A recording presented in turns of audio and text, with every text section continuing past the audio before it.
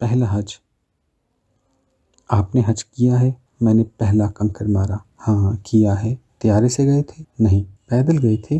نہیں۔ پھر کیسے گئے تھے؟ بس سے گیا تھا۔ قدرت اللہ سے سوالات پوچھنا اچھی خاصی سردردی کا باعث ہوتا ہے۔ سوالات پوچھو تو ان کا رویہ ایسے مجرم کا سا ہوتا ہے جو پولیس کے ہتھے چڑھا ہوا ہو، جسے جھوٹ بولنا گوارا نہ ہو مگر سچ کہہ دینے سے حد الوسع بچنا چاہتا ہو۔ سوالات کا جواب دیتے وقت ان کا رویہ اس قدر خالصتاً منطقی ہوتا ہے جس قدر ارسطو کا ہوتا تھا۔ ایک دہقان ارسطو کا فین تھا۔ وہ گاؤں سے چل کر بڑے شوق سے ارسطو سے ملنے آیا۔ شہر آ کر پوچھتے پوچھتے وہ ارسطو کے گھر پہنچا۔ اتفاق سے اس وقت ارسطو حکیم کی دکان پر جانے کے لیے گھر سے باہر نکل رہا تھا۔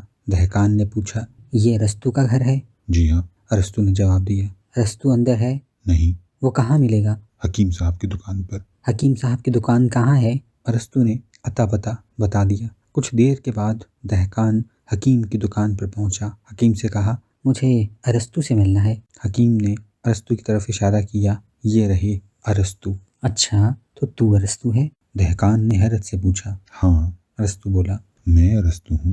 دہقان کو غصہ آ گیا، بولا، تو نے مجھے وہاں کیوں نہ بتایا کہ تو ارسطو ہے؟ ارسطو نے جواب دیا، تو نے وہاں یہ نہیں پوچھا تھا کہ تو ارسطو ہے، پوچھتا تو بتا دیتا۔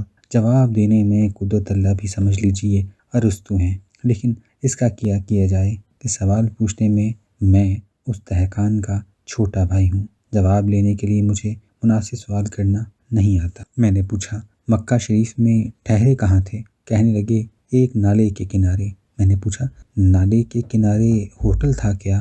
بولے، نہیں۔ مکان تھا؟ نہیں۔ کیا تھا؟ نالے کے کنارے نالے کا کنارہ تھا۔ قدرت نے جواب دیا، اتنے دن نالے کے کنارے پر پڑے رہے؟ زمین پر؟ نہیں، میں نے وہاں ایک دری بچھا لی تھی۔ وہاں دری پر پڑے رہے تھے؟ ہاں۔ پاس پیسے نہیں تھے کیا؟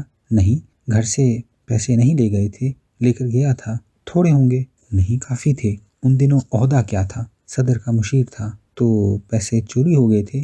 نہیں۔ کسی کو دے دیے تھے؟ ہاں۔